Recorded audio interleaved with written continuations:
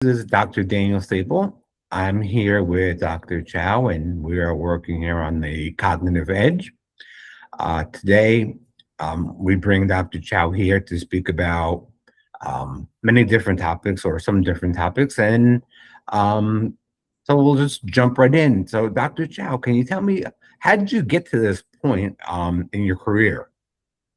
Yeah, I think it really stems from, I think my work ethic. So a little bit about my background. So my parents are immigrants, naturalized from China, and growing up in the Deep South, in particular, when you're a person of color, there's a saying you have to be extraordinary to be ordinary, and I say that because growing up, I found myself having to prove myself over and over again. And what's interesting, Daniel, is that when someone, especially for Chinese Americans and Chinese American males in particular, it's not very positive, right? And so when you're faced with that level of dismissal or kind of you have a choice. You either accept it or you push back against it, right? And so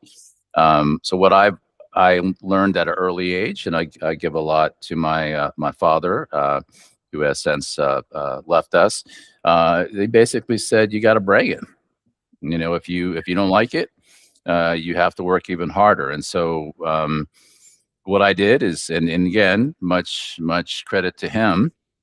He put me in a lot of different sports when I was younger, and I brought it, Daniel. And by bringing it, in particular, especially when people would dismiss you, on the baseball field or the football field or the basketball court, you use that energy in a positive way, I guess is what I'm saying. Yeah. So I, fast forward, and so I had a lot of success doing that, Daniel. And to be honest, it could be a topic for another discussion. Right. While the view of being a person of color, Asian in the Deep South when I was growing up wasn't positive, because of my success, both on in sports and also academics, I had a unique level of agency that actually was, contradictory to the stereotypes that I was also hearing and actually seeing in movies, right? So, but that is a topic for another time. But fast forward with that work ethic, and I apologize for being cliche. No. What happens when you work really hard is you learn a lot, you build a level of confidence, but most importantly, I always believe I've always seen as achievement oriented, not competitive oriented, right? It's not a matter of me trying to compete against other people, but rather me trying to be the best version of myself, right? And what that looks like is that when you work hard, you gain new skills and you kind of reach different levels, right? So with that as a context, my background, I got a master's in educational psychology. Well, let me start with San Francisco State. I got a bachelor's in developmental psychology from San Francisco State. Then I got my master's in educational psychology from Florida State and a PhD in instructional design. But the interesting thing, Daniel, is that I was working at an internet company. So I was the manager of quality assurance and training for homes.com before they went public. And once they went public, a lot of us lost our positions, and I'll never forget that moment where myself and my entire team were let go. But what ended up happening is I ended up becoming the coordinator of online learning for Florida State School of Information. So the rest is history. So from that time in 2000 up till now, I've been a faculty member in library and information science, schools of information, really looking at that intersection between information, technology, human cognition, and really human performance. And so, when you stick with something you really love, you kind of stack up the credentials, right? Not as a way to be successful, but rather as it's like that saying, if you find what you love, right? And especially it's work related, you won't work another day, right? And so that's what ended up happening to me in academia. You get tenured you start as assistant professor, you get tenured as associate professor, then you move up to full professor. And so that's how I ended up being where I'm at. And Daniel, you are meeting me at another intersection of my career, Okay. because I served 5 years as the director of the School of Information, but I just stepped down a couple of weeks ago because the work that I'm doing in terms of virtual reality, as well as global book ecosystems, kind of a systems approach to literacy, these are now my new passions, Daniel. So That sounds excellent. There's so many different twists and turns in life that's that right. bring us to where we are. And it's unfortunate that you had to experience what you did as a kid, but it Okay. actually then, I was a football guy. I played football all from Pee Wee all the way through high school. And Yeah. then when I got to college, that was it. I Me wasn't, too. Me too. I wasn't good. Yeah. I wasn't big enough. Yeah. So, I wasn't fast enough. Yeah. so, and you develop a sense of team, Yeah. you develop a sense of like pride and a sense Right. of, and I think that now we're seeing a lot of sports are going away, like football. They're starting to take away some of the sports that maybe we had when we were younger. Yeah. Now, does that mean that because of COVID and all these different things, does that mean that, how do we build the resiliency? Because it's true. It builds, team, it builds interpersonal skills, it builds all these different things, sports and teamwork. That's what we do now, in the public sector and private sector. Do you think that this is something that's going away, or are we able to develop this in the classroom? Or what do you think about that?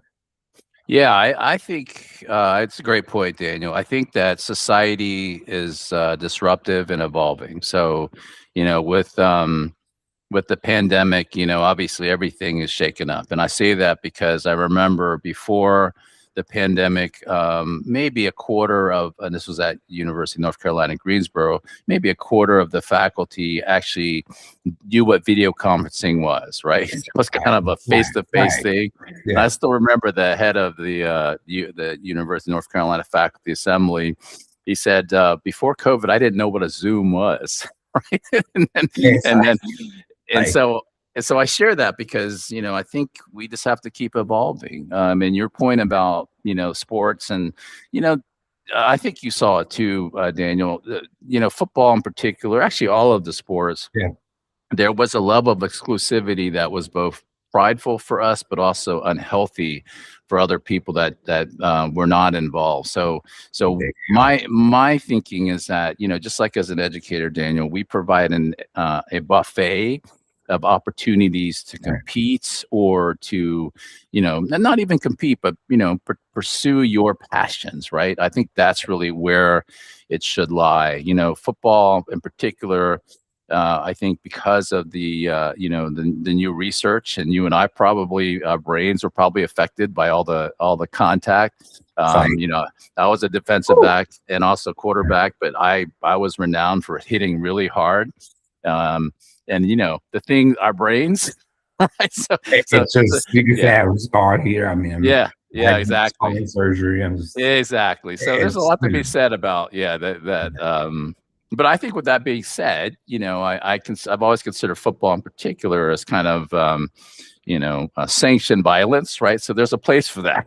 Right? yeah, So right, right. especially for young men in Yes. particular. So, but anyway, Yeah. to your point, your question, Daniel, I think um, given where we are now, given AI, robotics, VR, I think competing is in our DNA. So we want to have things like that, like esports, and so it doesn't mean that the physical sports have to go away, but let's also just kind of see how it evolves, right? Yeah, Right. That is true too. Yep, yeah, that is definitely true. And then kind of moving forward, I am a PhD in computer science, but I have my MLS. My passion has been libraries and integrating technology into them. Um, and so, you know, being in the position that you've been in, what do you see libraries and technology say? I know it's hard because technology changes overnight, but where do you see libraries in the next 3 years, say, or 3 to Yeah. 5? Well, what I'd like to do is, can I share with you some of the VR Share, worlds? Yeah, share everything. I would love to do that. So Yeah. let me set that as context for kind of where I see things going. So let me share my screen. Um, So I think I've got it. Uh, let's do entire screen, and then we'll do screen two. okay. So I'm going to share my screen if that's okay. Yep, I see it. Okay, great. So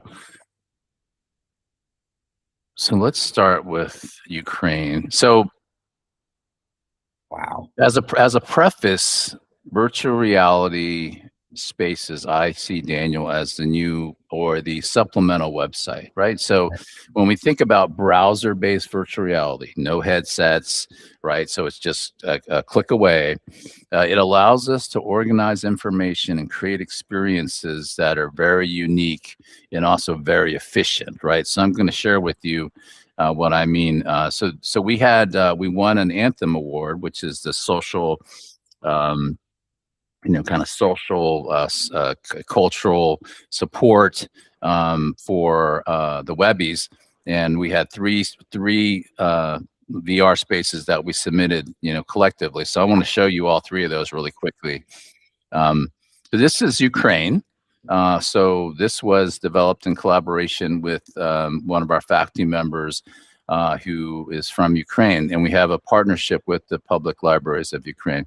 So I want to show you several things. First of all, one of the things that they wanted us to do was establish the context of what the war really looks like. So um, I don't know if I'm sharing my audio, so you have to tell me.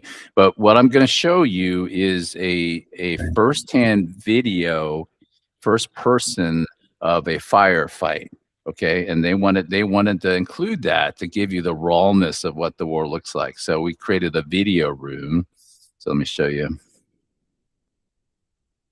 So as an educator, we have these tools now.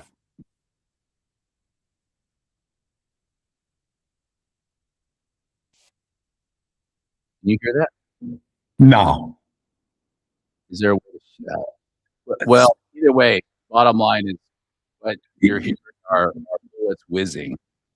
And notice the amount of cover they have. It's amazing how It's, like perfect the picture is and how yeah. real it is. Yes, exactly. So I It's just just, wanted, doesn't it give you like an emotional, yeah. right? And by the way, the videographer did get wounded, not in this firefight, but how could he not, right? this guy, It's right yeah. on. Yeah. But anyway, this is the example, Daniel, being able to use this kind of technology to create these emotional experiences, right? Well, you could view this on YouTube, but within a contained space like this, Daniel, it's like a museum, right? You Right. created like a virtual museum. So that's the first thing. And then let me show you the artwork, right? So this actually was designed as an art gallery for children's art. And of course, we provide a history of the war. But the real focus is so in collaboration with 40 public libraries in Ukraine, Daniel, we had a national children's art competition, right? Now, you've been in museums where you've seen paintings like that take the whole wall.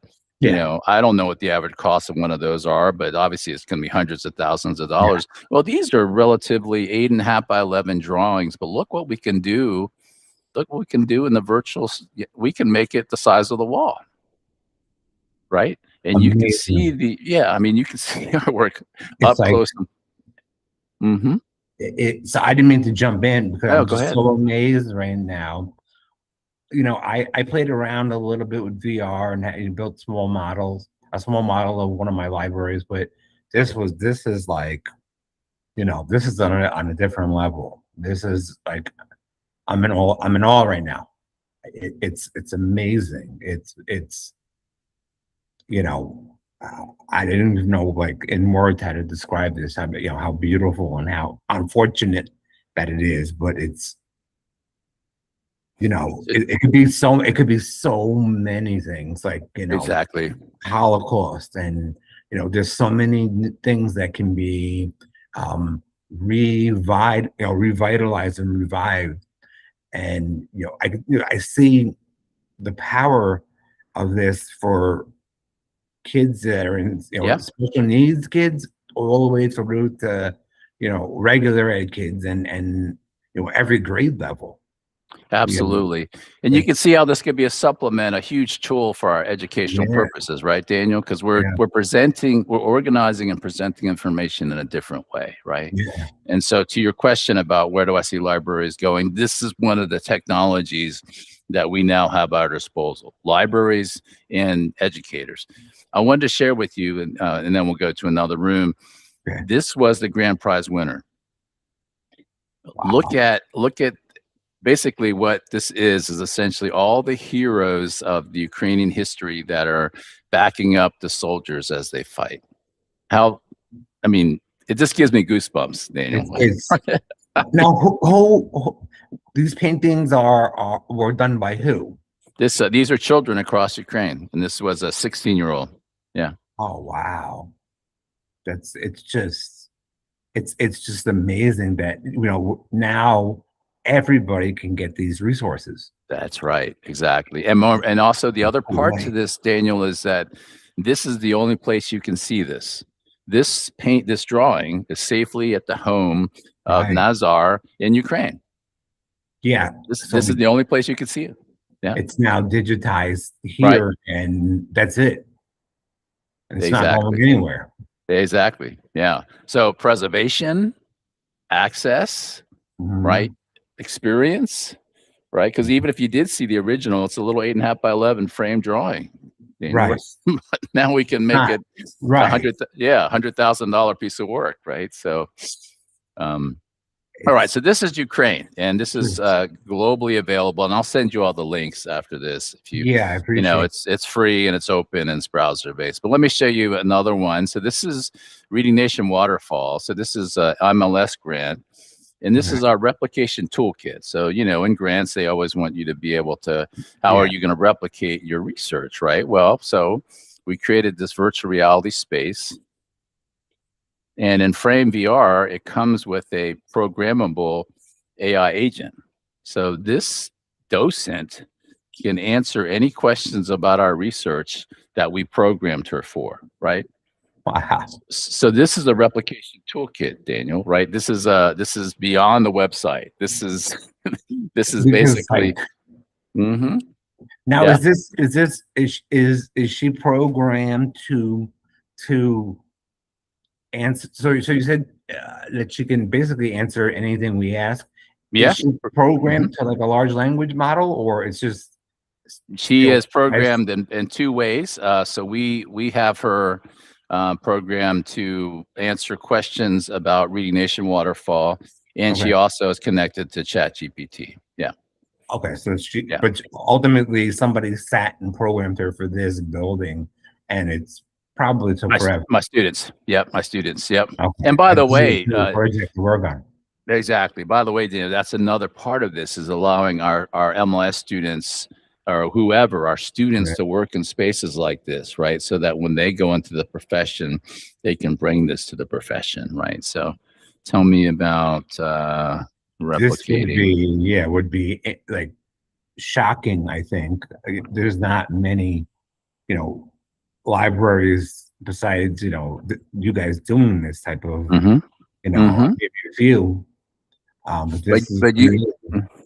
But you can see the potential, right, Daniel? Any library Yes, can use this and just to disseminate their programming, their resources. We've got AI now, right? So this it's just, yeah. it could I see information literacy Mm-hmm. modules, and students being able to sit through them, and and every time they clear a level, they get to a higher Yeah. place. Gamify it. Yeah. Mm-hmm. Yeah, it's just there's so many like things in my head that are really just sparking like, whoa, like this can be used for assessment. This could be used for so many Absolutely. things. Just it's and the vision and the actual quality of the images, they're beautiful. Hmm. It just it blows my mind, actually. Well, I'm Yeah. really glad to hear that, Daniel. And the good news with the images, it's just like print quality, right? It's just high quality JPEGs, right? Okay. You bring it's the same thing. So this is one of my favorite. They're all my favorites, but this is Freedom Yeah. to Read. So this is in collaboration with Unite Against Book Bans, right? So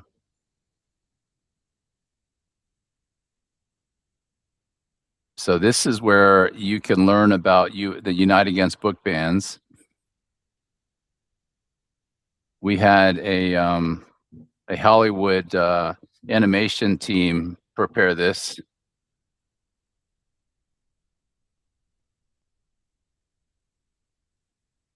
Again, you can see how you're placing the videos right in a viewer, right? And It's kind of adds just to the experience. Mhm. it's now how much like work would this take or does this take to get to this point? Yeah, I think it's going to be. This is about I don't know 4 months worth. Okay. Yeah, That's not bad. It's like a yeah, semester. You yeah, could potentially teach this as a hmm, course or two yeah, over a semester or two. yeah, Um, exactly. Yeah, and this could be built for, I can again think of a million things that it could be used for. absolutely. So That's let me just take you one of my favorite rooms here. So, and this was a developer that has a lot of skills. So, if it works, but he wanted to also create like a reflecting pool, right? So check this Mhm. out. I mean, it's just Wow, I gorgeous, isn't can it? already see. Oh my God, But then let me that get you to the is room. just So you see, it's like as you're responding, Daniel, right? So this takes presenting information to a different level, right? yeah. It's not just organizing, presenting information. We have more tools now to express ourselves. And to be honest, Daniel, I think this is the new CV.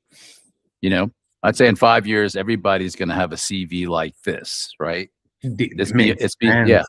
it's beyond the PDF. You can express Yeah. yourself, right? Mm-hmm. Choose a all right.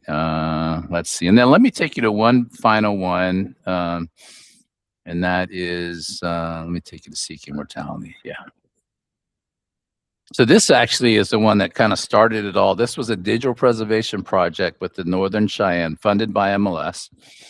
And here's all of our team here. So it was a 2-year project. Okay. So Oh my God, the hands, everything looks, perfect. so let let me show you first thing we did. And by the way, this took a lot of work. But first Oh, thing we wanted to do is we wanted to share with, and this is what the tribe insisted. They said, you know, if we want to properly archive and share their culture, it has to start with the land, right? right. And so this is Lame Deer, Montana, the home of the Northern Cheyenne, right? And look, just so we took a 360 video photo of Lame Deer, Montana, and right below this is actually their powwow grounds, and so we emulated the powwow grounds here, right? So, but again, this is organizing and disseminating information, Daniel, right? As This, opposed to a website, and it's so much more fun and right? interactive. And Exactly. they say, what, make learning fun, and Yeah, you'll have a student hooked forever. And absolutely. this is, this is more than fun. This is mind blowing. And It's discovery, right? what Yeah. I, what a, what a, I could just put like a VR set on because it would be even like closer to you. Right. Yep. It would be like, walking through like reality. It's what it is. This is like, the virtual reality we've seen in the past is not this. Right. Exactly. And Basically, is what I'm especially, trying to say. yeah, and especially in our hands, Daniel, right? So we're not just focused on having fun. We're focused on organizing, disseminating information, creating information spaces so people can find information they want as quickly as possible, right? You give us this tool, oh my gosh, Daniel. The- This is Now, do you guys have the storyboard this and everything, or Yeah, yeah, we did. Yeah, and so you have to plan it all out, have yeah. what you're going to be It's developing. exactly. It's the same. Yeah, it's the same process, and it's a lot of work. Don't get me wrong. It's a lot of work, but the bottom line is, I think, It's and I've worth it. actually organized a nonprofit company around this. Yeah, that this could be another service that libraries subscribe to, right, and build themselves, right, just like we did with websites, right. A lot of people paid consultants to develop their website. Well, Right. this is the new website, right? This It's is the yeah, and then. this is yeah. This is going to be. I think, like you said, this is the future that Mhm. we're looking at right now Yeah, exactly. in And this so moment. exactly. So this is one of my favorites too, Daniel. So this was a young man. They call it grass dancers, right? So we did a 3D scan of him, and this is him in full regalia. But watch the video. And so as he explained it to us, and we probably should have a voiceover, that dancing is as a grass dancer, him as a blade of grass swaying in the wind. Wow. Right. So it's not just stomping around, when you provide the history. And then the other thing, Dan, that I was so touched by is that when they do these powwows, his regalia has an element or an aspect of his generations, right? So that's the tradition, right? So everybody in the family gets something on the regalia, right? So when he steps on the dance floor or the powwow grounds, he's representing his entire family. Okay. Okay. So it's a How whole cool is story that? there. How cool is It's just amazing because now you get real time feedback on a thought process, and it's a critical thing. I mean, there's so many skills here that are yeah, being built, and not only for this, the creator, but also for the students who have to like sit here and then assimilate with this and really, you know, imagine in their head being, a piece of grass like floating around, exactly. Yeah. and use that critical thinking to, really, see it how he saw it. And it's like, can you get to that? But this is a pretty high level, and it's so amazing. This is beautiful. It's like, and now I get where VR is headed, because for a while, you had Second your Life and yeah, all that. yeah, all that Yeah. stuff, and it was okay. Flying But around and yeah, yeah, yeah, you hope that your pointer worked and actually clicked something. But this is different. This is just, you know, out of here. and cognitively, the other thing, as you were asking, as educators and library and information scientists, you know, and my background in cognitive psychology, our job is to provide, again, diverse stimuli, right? If you Right. look at the space, you've got visual, you've got video, you've got actual, the actual land. So what we're doing to the learner, Daniel, is we're giving them again that buffet, right? Yeah. So much different types of information because whether you're tired or whether you like, or there's a particular type of stimuli that you best learn from. We're giving it to you all. You can choose. Let me just stop sharing for a moment because Yeah. everything is frozen. The both of us Oh, are. is it? Oh, Yeah, okay. let me Yeah. just see if that helps at all here. Um, Let me try. Probably see, maybe on my end. see if we can get this rolling.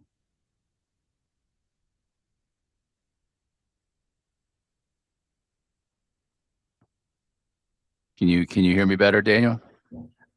I hear you okay, but we're frozen. I guess does it? We're frozen. Okay, I'll stop sharing. It could be my computer as well. So, Daniel.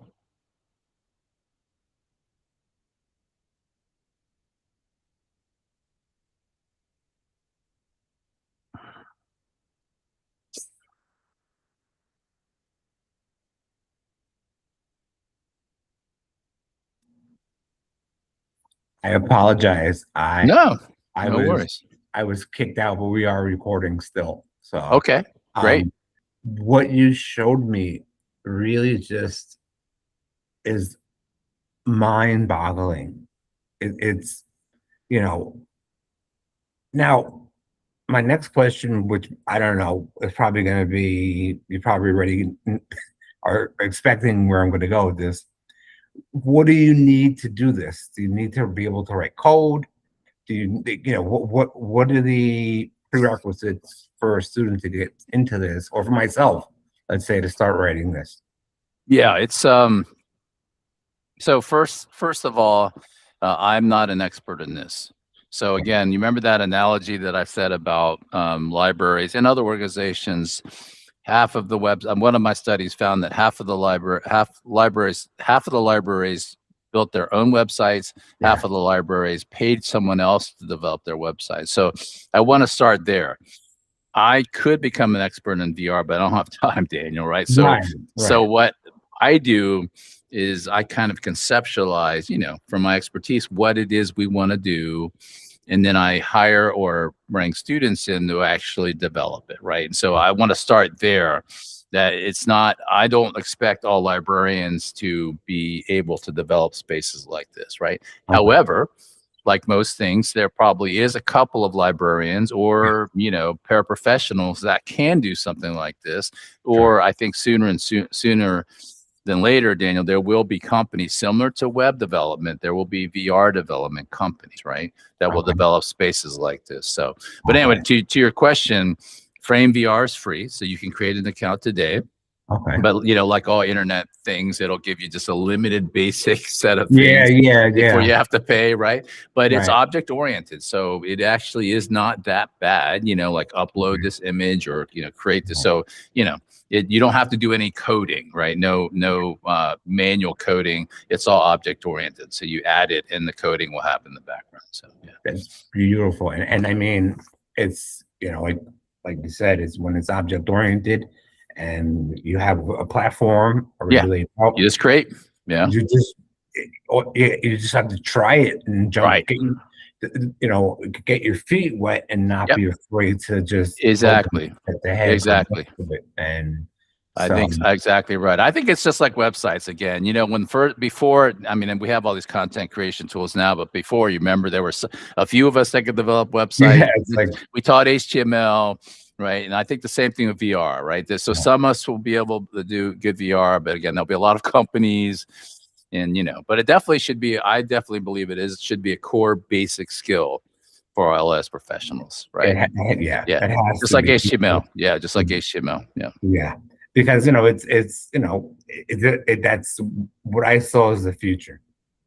It's not like the VR goggles, and like I said before. And so um my last question is where so you're going into a completely new field, or you're just going to be working, Professor. Yep. so I'm just you're falling back. remaining Yeah. Yeah. okay, so you're remaining a professor, but Yep. you're okay. Okay, so you're Yeah. still going to be around, Yep. so we know where to find you. Yeah. Well, the thing is that, like I mentioned at the beginning, our lives are like a book, right? And so you Yeah. don't know what the new chapter is. I tried on director. I thought I did a decent job, a good job, but it ran its course, right? I got too Yeah. tired. Being a good administrator means you have to address a lot of problems, right? Problems that you're not anticipating and problems you don't want to deal with, but you still have to address them. Well, being a faculty member, Daniel, now allows me to pick and choose what I want to do, Right. right? So I can a better controlled environment, in other words, right? Mhm. I'm like too tired to continue that that It- slippery slope of leadership, right? So, it's too much. It's yeah, it's a burden. yeah, The people who do it, it's you wonder, you know, how they do it, and I don't think it lasts long because yeah.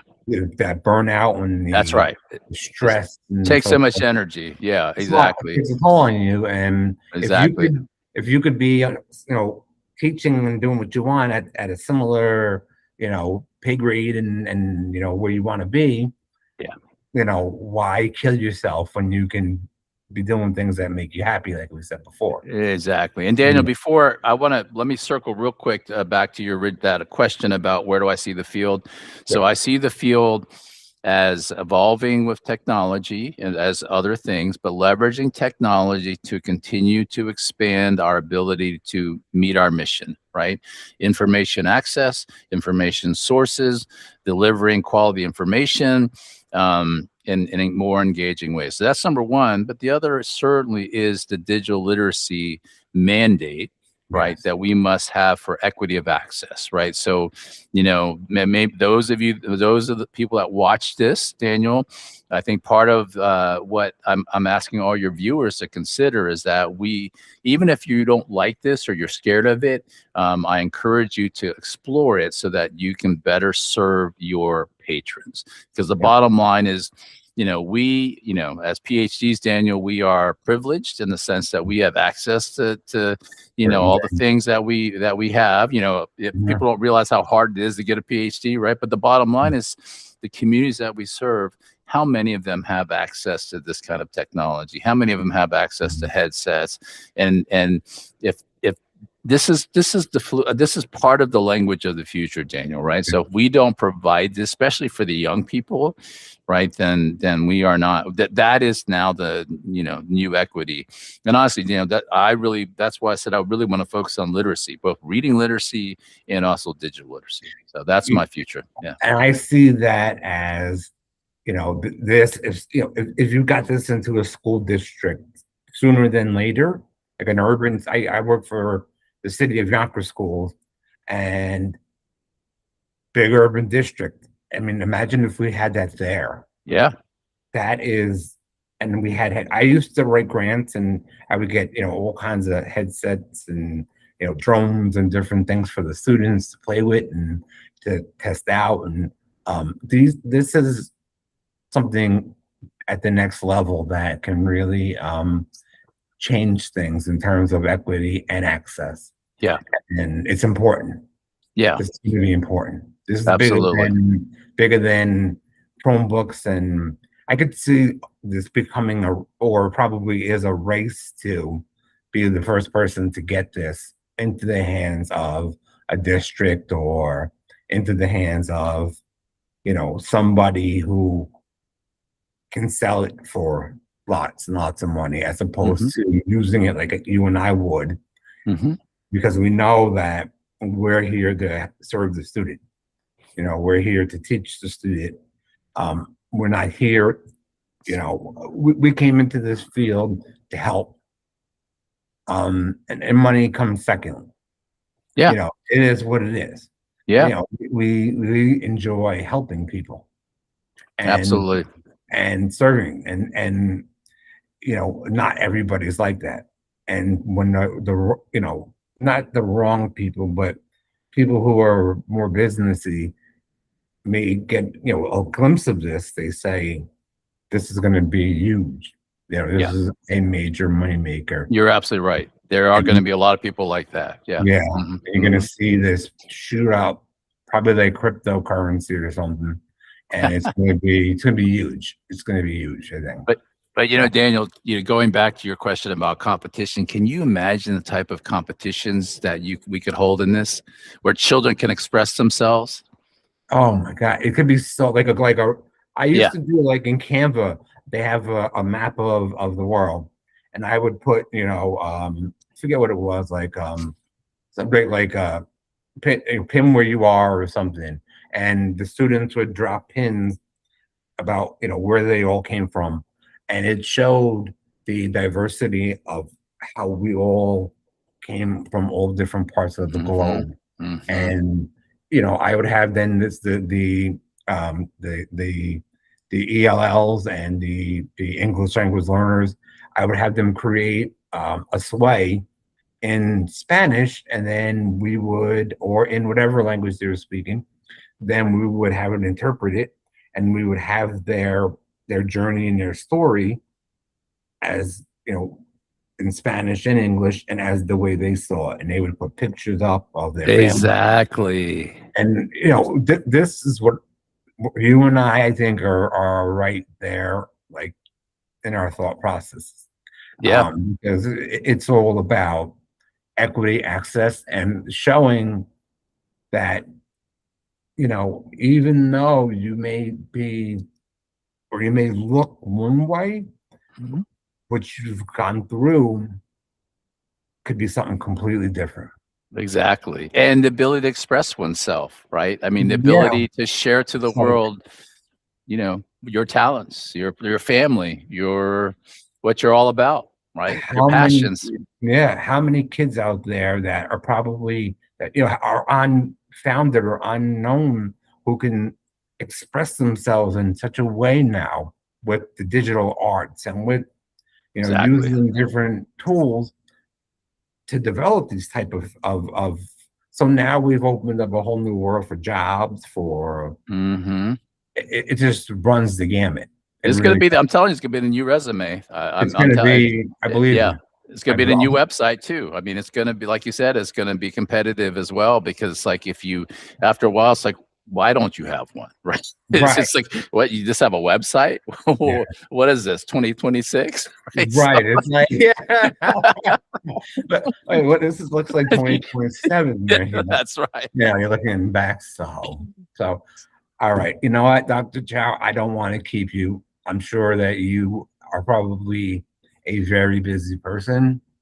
I want to thank you, Of and course. I hopefully, I didn't take up too much of your time or No, no. I really waste. enjoyed this conversation, Daniel. Yeah, Not at all. Yeah. and I think that a lot of people are going to be surprised by this, and it's going to be a good one. This is going to be a Well, big one.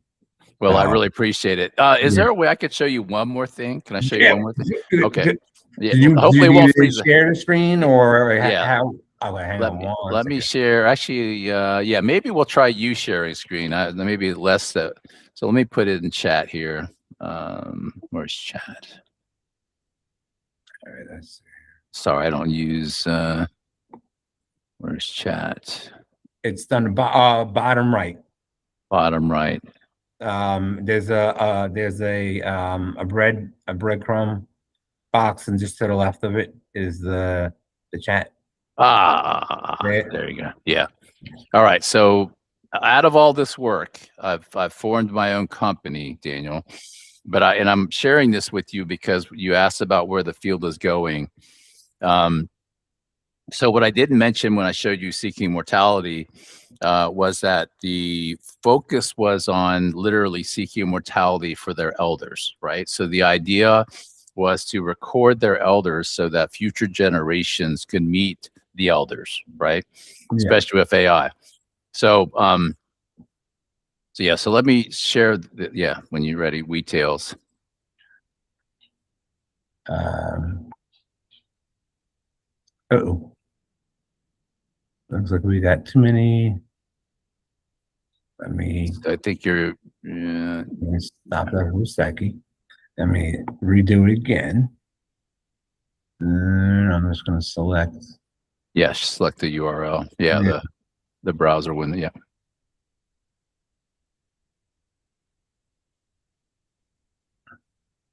Yeah, click on homepage details. I see it on your tabs there, the top.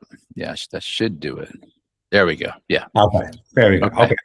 So this is a video of kind of, describing, but essentially what we've done is when we were working on Seeking Mortality, one of the storytellers that was going to represent the tribe, he passed away. Oh. On our side, one of our top technology folks, he passed away. And so it became, we realized, Daniel, that we really need to use this for ourselves to record our own stories. So to your question about where do I see libraries, I see libraries also as helping members of the community record Yes. their own stories, right?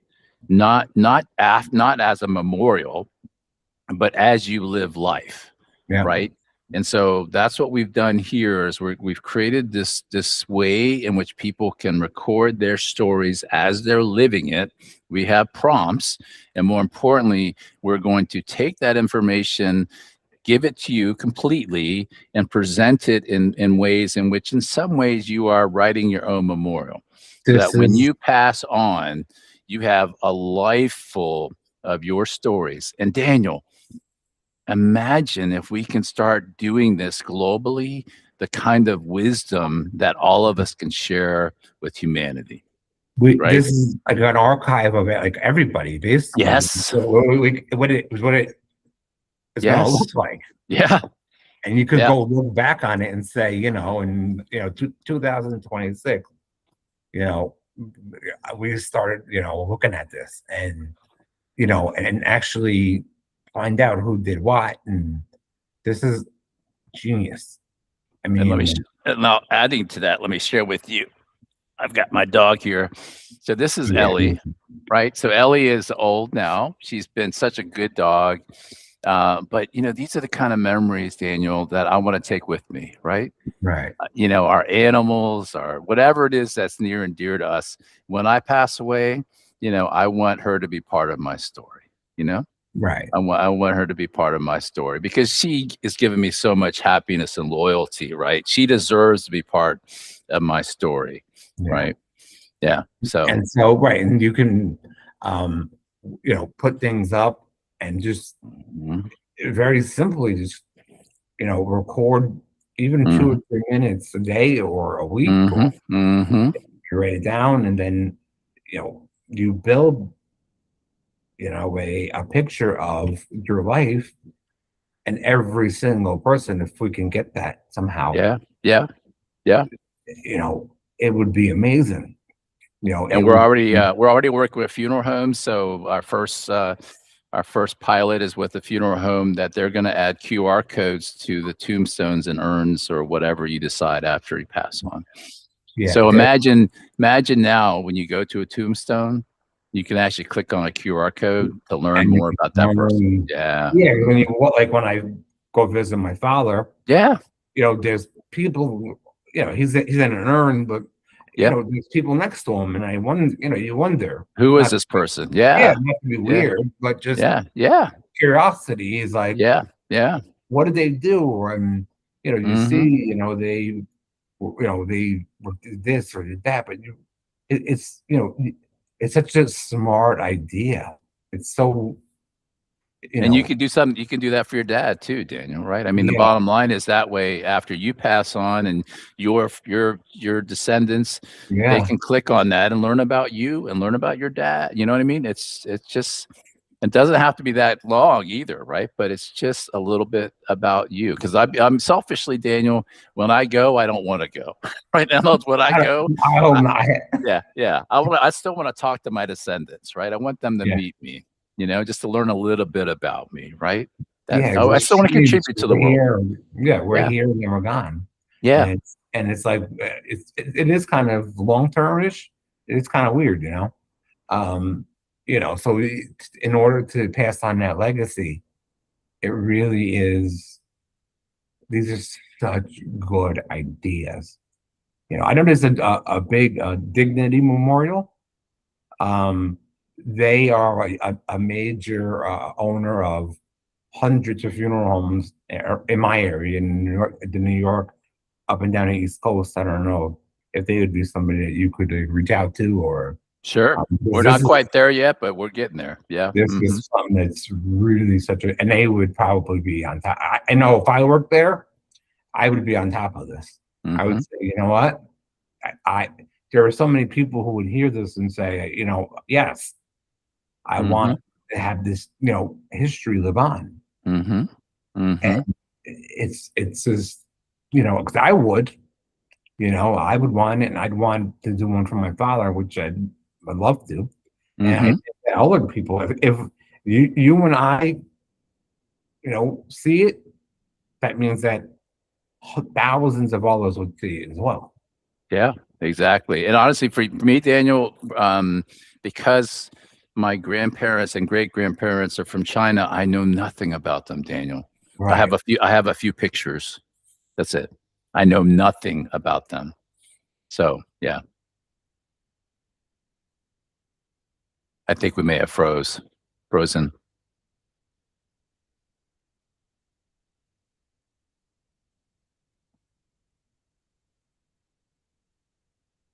Daniel, I'm going to wait for you to come back.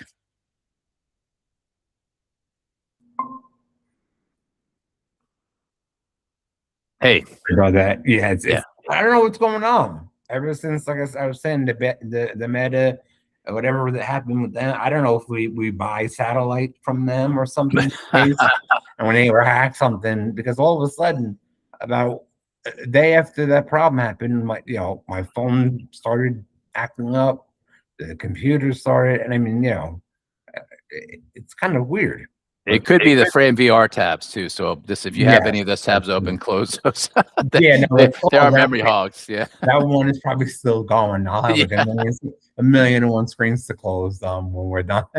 Yeah. Well, Daniel, again, thank you for the opportunity. I've really enjoyed this conversation, and I'm Thank glad, you. what you're doing is very important and allows us to share the work that we're passionate about, Yeah. right? So, yeah.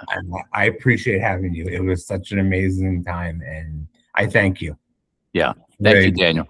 All right. Thanks. Talk All to you right. soon. Yeah. Okay. Take care. Okay. All Okay. right. Bye. Bye-bye. Bye.